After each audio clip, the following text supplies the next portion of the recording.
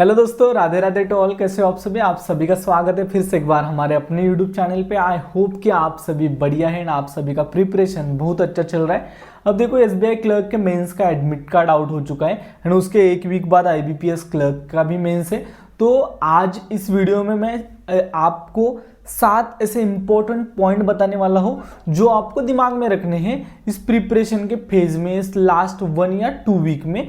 अब IBPS clerk mains वाले बच्चे भी ये वीडियो अच्छे से देख सकते हैं, एसबीआई क्लर्क मेंस वाले भी बच्चे देख सकते हैं। अब देखो, पहले जो दो पॉइंट रहेंगे वो सबसे ज़्यादा इंपॉर्टेंट पॉइंट रहेंगे। क्यों? क्योंकि बच्चे बीच में वीडियो छोड़कर जाते हैं। तो आई होप कि आप 7 पॉइंट सभी के सभी पॉइंट अच्छे से देखोगे। मैं आपको अच्छे से एक्सप्लेन करूंगा कि क्या आप गलतियां कर रहे हो, क्या आपको नहीं करना है, क्या करना है, सब कुछ मैं बताऊंगा इस वीडियो के अंदर। पॉइंट नंबर 1 सबसे इंपॉर्टेंट, जैसे कि मेरा टेलीग्राम ग्रुप है उसके ऊपर बच्चे अलग अलग सेक्शनल मॉक शेयर करते हैं। ये जो पॉइंट है सेक्शनल मॉक के ऊपर है।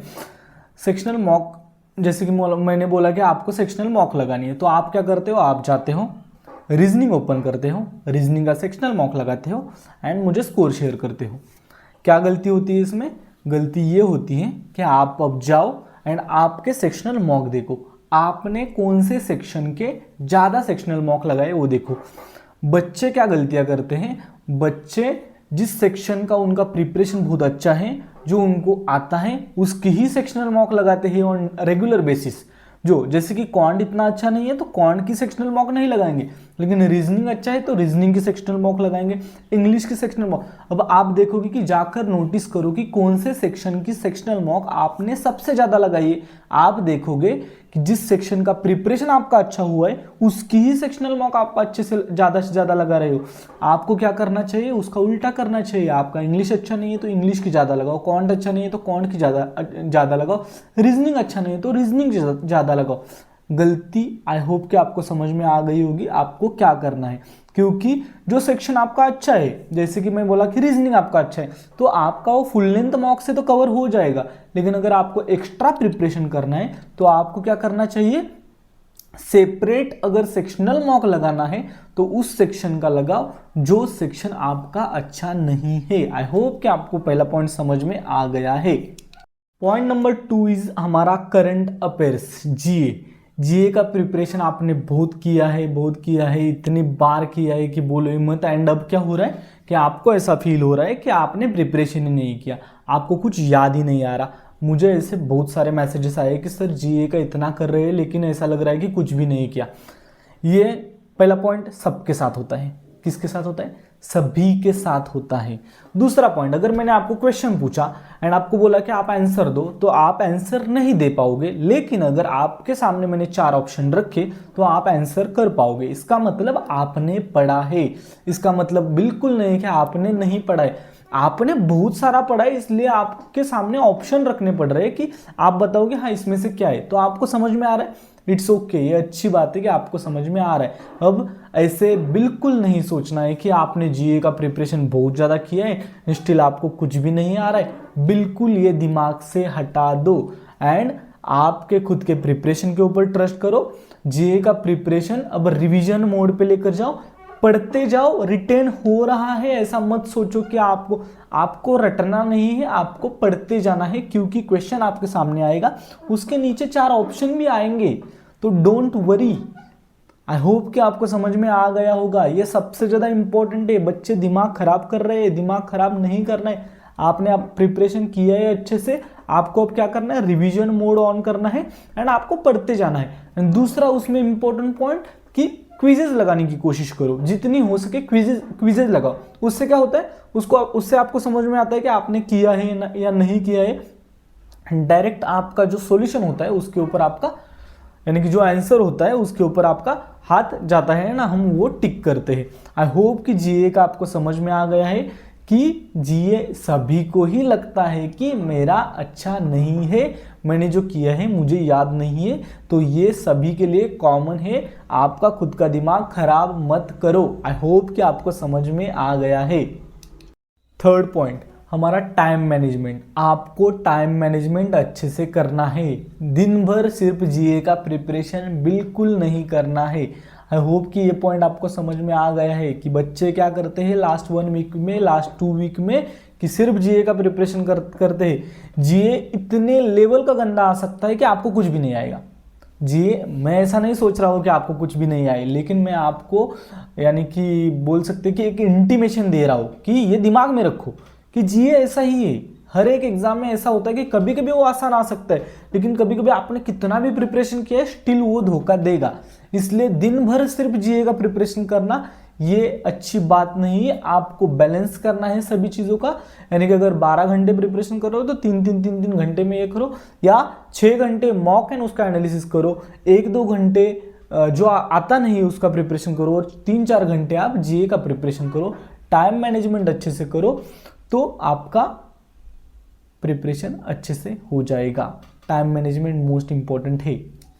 4th पॉइंट, कुछ भी नया सीखना नहीं है। कंटेंट रीजनिंग का मोस्ट इंपॉर्टेंट, कंटेंट रीजनिंग का जीए का आप नया पढ़ सकते हो, लेकिन कंटेंट रीजनिंग में एक नया चैप्टर आपने लिया, उसका प्रिपरेशन कर रहे हो, ऐसा बिल्कुल मत करो। जो आपने किया है उसी का रिवीजन करो, जो आपको आता है उसी के ऊपर अच्छे से प्रिपरेशन करो।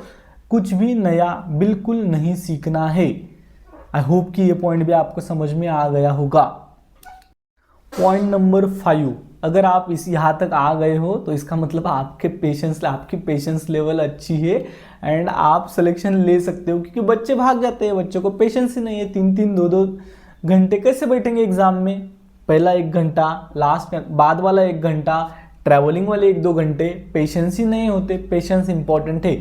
अब देखो ये वाला पॉइंट सबसे ज़्यादा इंपॉर्टेंट है। यहाँ हम बात करने वाले हैं सेम टाइम पर मॉक लगाना। आपको डेली जो आपका टाइम आया है, जैसे कि 7:30 AM का टाइम आया है, तो आपका पेपर 9 AM को हो जाएगा या 8:30, तो 9 AM हम कंसिडर करते, तो आपको डेली 9 AM पर मॉक लगाना है। डेली बेसिस पर फुल लेंथ मॉक लगाना ही है एंड सेम टाइम पे लगाना है, लेकिन उस टाइम के पहले 10 मिनट या 15 मिनट पहले उस मॉक के सामने जाकर बैठना है। यानी कि यहाँ आप मॉक देने बैठ रहे हो, यहाँ बैठना है, मॉक में कुछ भी नहीं करना है, मोबाइल यूज़ नहीं करना है, किसी से बात नहीं करना है, मोबाइल डीएनडी पे रखना है। वो वाला माहौल जो एग्जाम हॉल में होता है वो क्रिएट करना है एंड डेली बेसिस पर प्रिपरेशन करना है। आई होप कि आपको ये पॉइंट समझ में आ गया है कि डेली मॉक लगाओ, मॉक जैसा माहौल क्रिएट करो। 10 मिनट मॉक का सिर्फ स्टार्ट, यानी कि स्टार्ट बाकी होना चाहिए, बाकी सब ने आप ओपन करना है एंड माउस यहाँ रखना है, 10 मिनट वेट करना है। टाइमर लगाओ, 10 मिनट वेट करो एंड उसके बाद मॉक स्टार्ट करो। वो एग्जाम हॉल में जैसे पैनिक होते वैसे आपको यहाँ भी पैनिक होना है। वो पैनिक होने की आदत लगाओ, उससे क्या होगा, आप कम पैनिक हो गया और आपका एग्जाम अच्छा जाएगा। एंड उसमें भी सबसे इंपॉर्टेंट, हाँ, किसी भी हाल में मॉक छोड़कर भागना नहीं है। मॉक अगर गलती से क्या होता है, रीजनिंग वाला सेक्शन इतना गंदा आ जाता है कि हम मॉक सबमिट कर देते। एग्जाम में वैसे सबमिट नहीं करने वाले आप, तो बिल्कुल किसी भी हाल में मॉक को सबमिट नहीं करना है। बीच में फाइनल हो, यानी कि मॉक खत्म होने के बाद कर सकते हो, लेकिन बीच में सबमिट नहीं करना है। आई होप कि आपको समझ में आ गया होगा।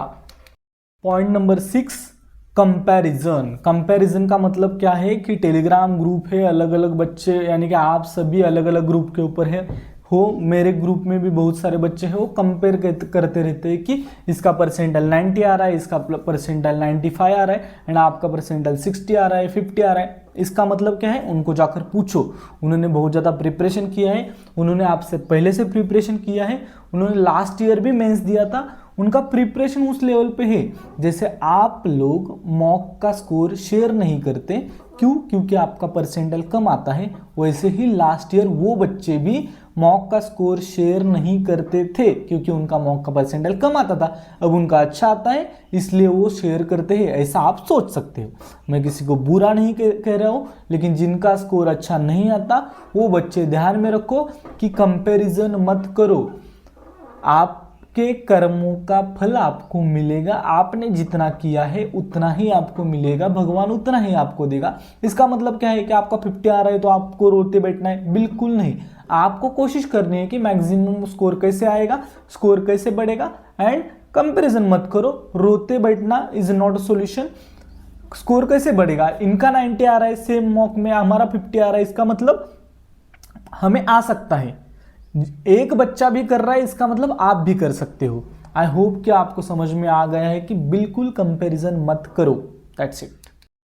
एंड हमारा 7वां पॉइंट, थाला फॉर अ रीजन। धोनी का मैं फैन हूं, इसका मतलब 7 ही आएंगे।